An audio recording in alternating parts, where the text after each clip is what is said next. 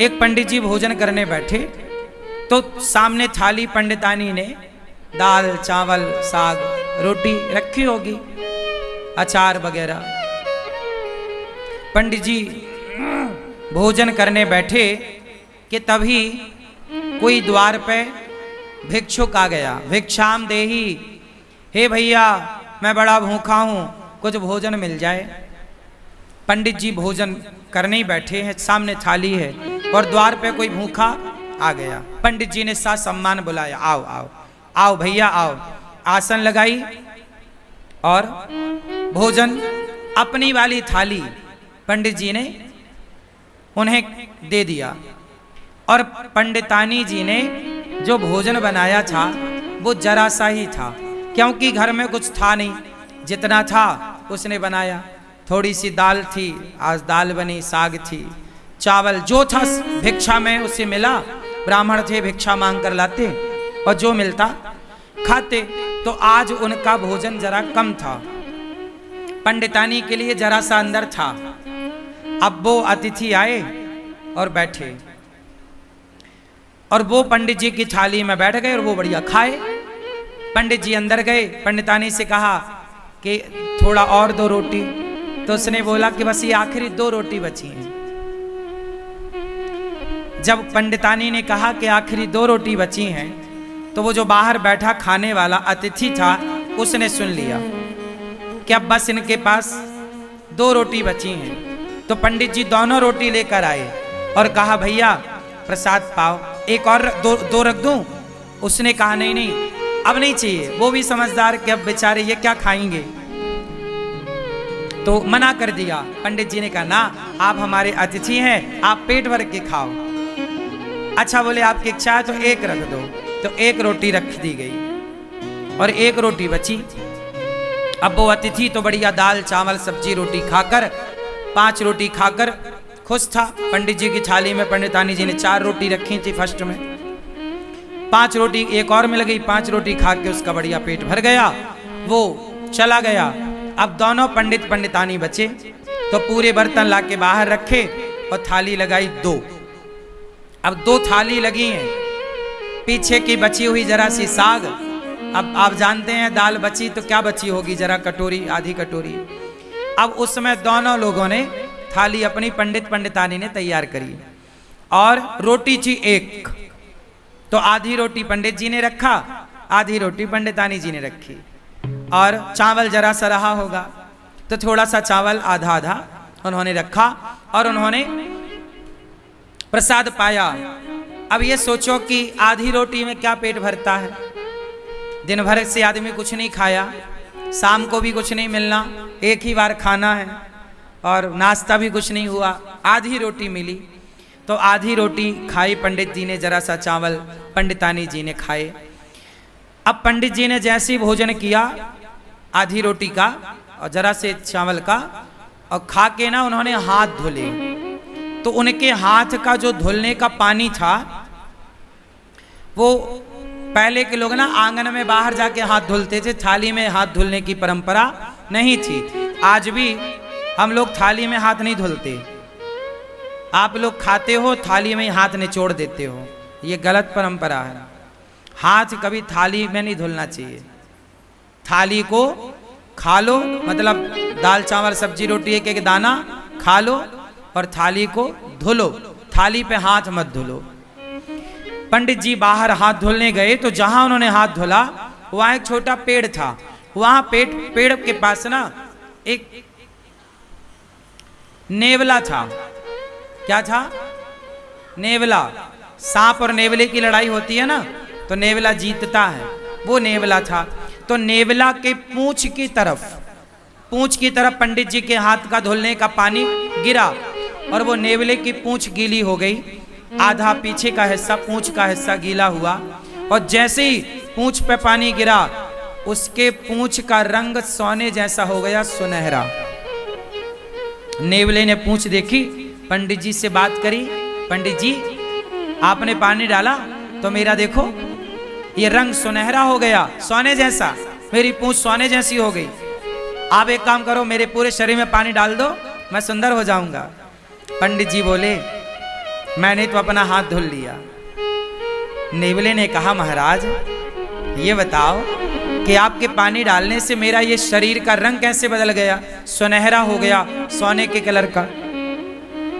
अब मुझे पूरा शरीर सोने का करना है, पूरा शरीर सोने की तरह चमके मेरा। आधा हो गया मेरा, आधा बताओ कैसे होगा। कल मैं आऊं, आप मेरे ऊपर फिर हाथ धुल देना। पंडित जी बोले नहीं, अब तुम जाओ धर्मराज युधिष्ठिर के राज्य में। धर्मराज युधिष्ठिर यज्ञ कर रहे हैं, उस यज्ञ में ब्राह्मण लोग भोजन कर रहे हैं। जाओ, जहां ब्राह्मण लोग भोजन करके हाथ धुलेंगे, धर्मराज युधिष्ठिर सबको अन्नदान कर रहे हैं, बहुत बड़ा यज्ञ हो रहा है। जाओ, यदि तुम्हारा किसी ब्राह्मण के हाथ धुलने के जल से यदि तुम्हारा शरीर सोने का हो जाए तो समझ लेना कि धर्मराज का यज्ञ पूरा हो गया। जाओ।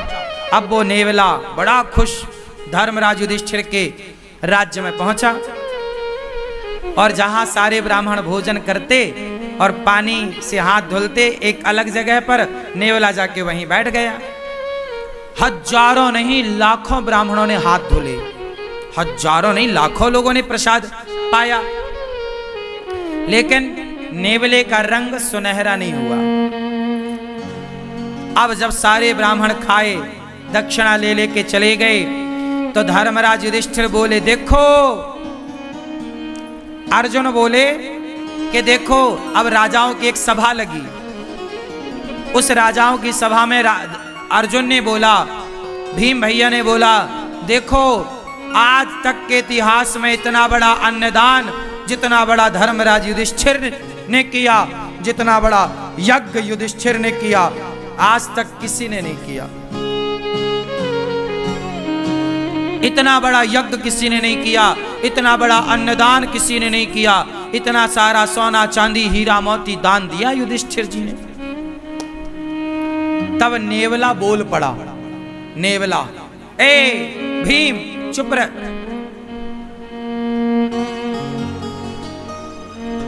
नेवला बोला, भीम भैया चुप रहो, कोई यज्ञ व्यज्ञ नहीं हुआ यहां। यज्ञ तो एक ब्राह्मण के घर में हुआ था। कौन हो तुम? नेवले को बुलाया। भीम भैया ने पूछा तुम कौन हो? नेवले ने कहा भैया मैं तो नेवला हूं। तो तुम्हारा ये शरीर सुनहरे का कैसे है, सोने का रंग सुनहरा कैसा? नेवला ऐसा तो नहीं होता, तुम्हारे ये बाल सोने जैसे चमक रहे हैं कैसे?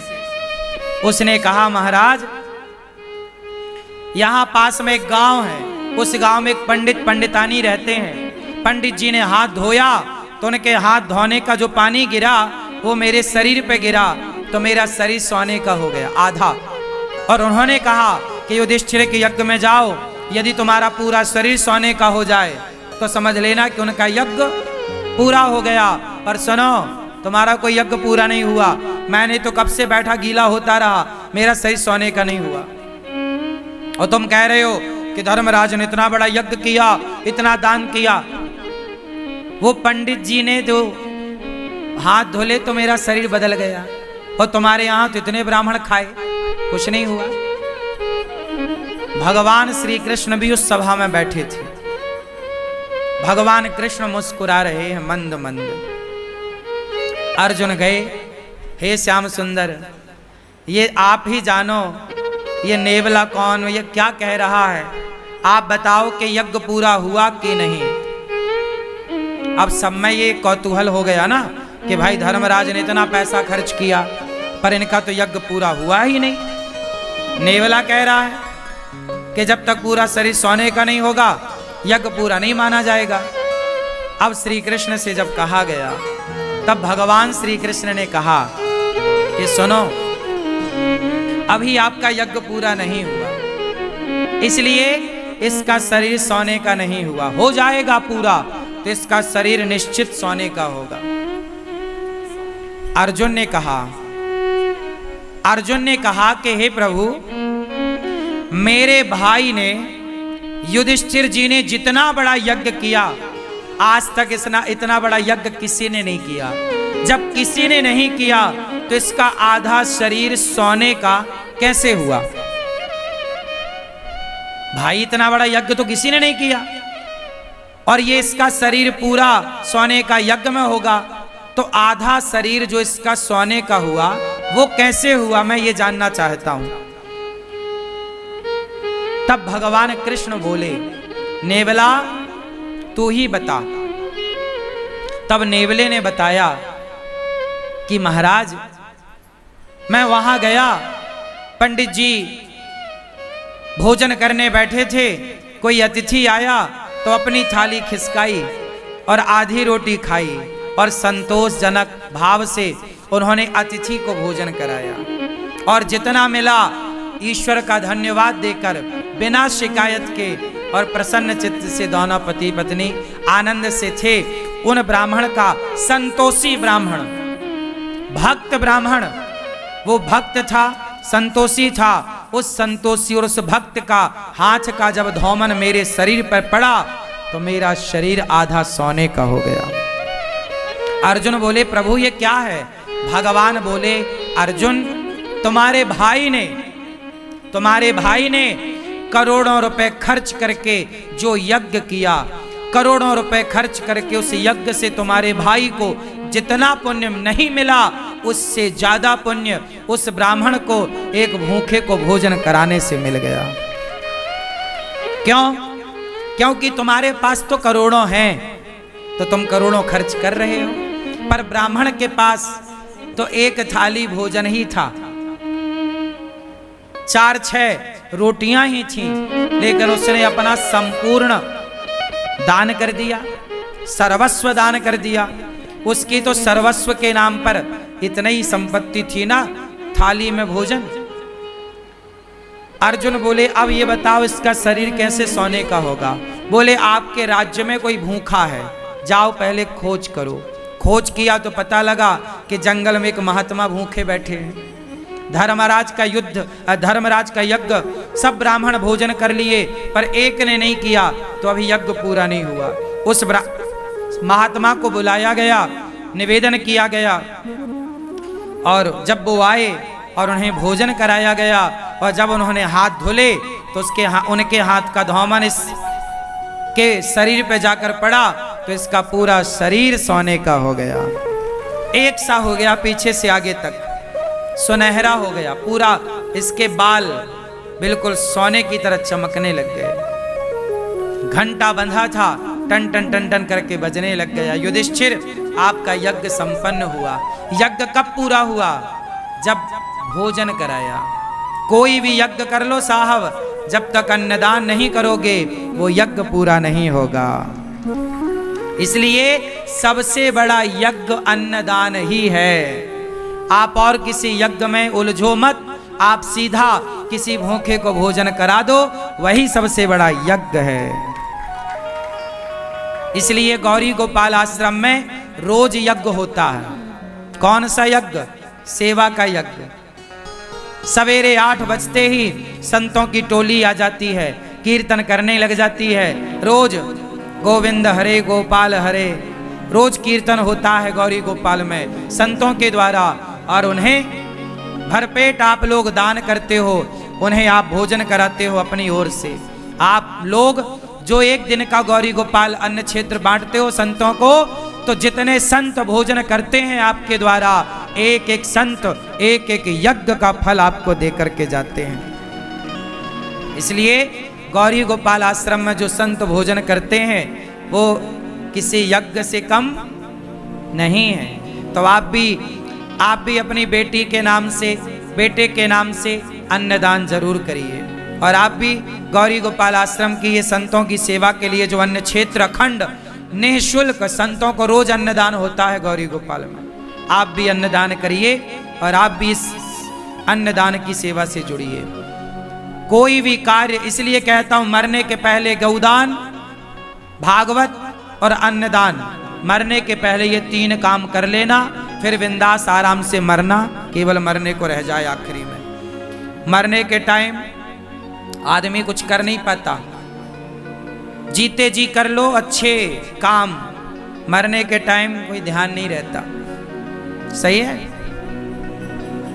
उस जीवात्मा के नाम से, किसी व्यक्ति के नाम से कोई पुण्य का कार्य हो, आप अपनी माता के नाम से, पिता के नाम से, बच्चों की लंबी आयु के लिए आप अन्नदान करो। गौरी गोपाल आश्रम में अखंड रसोई चलती है, कोई भी आओ सबको पेट भर भोजन। यहाँ रोज हजारों लोग भोजन करते हैं। एक एक व्यक्ति के तृप्त होने से एक एक यज्ञ का फल प्राप्त होता है। मित्रों, आशा करता हूँ कि यह धार्मिक शिक्षाप्रद कथा आप लोगों को अवश्य पसंद आई होगी। अगर आप लोगों को यह कथा पसंद आई हो तो इस कथा को लाइक करें और अधिक से अधिक लोगों को शेयर भी करें, जिससे कि वे भी इस शिक्षाप्रद उत्तम कथा को सुनकर अपने जीवन को सुखी एवं सामर्थ्य बना सकें। मित्रों, अगर अभी तक आप लोगों ने हमारे चैनल को सब्सक्राइब नहीं किया है तो तुरंत सब्सक्राइब कर लें, जिससे कि नोटिफिकेशन के माध्यम से आप लोगों को हमारे नए नए वीडियोस, शिक्षाप्रद कथाएं तुरंत प्राप्त हो सके और आप उसको सुन करके अपने जीवन को सुखी बना सकें। तो कल फिर किसी नए धार्मिक कथा को लेकर के आप लोगों के समक्ष फिर से प्रस्तुत होंगे। तब तक के लिए राम राम।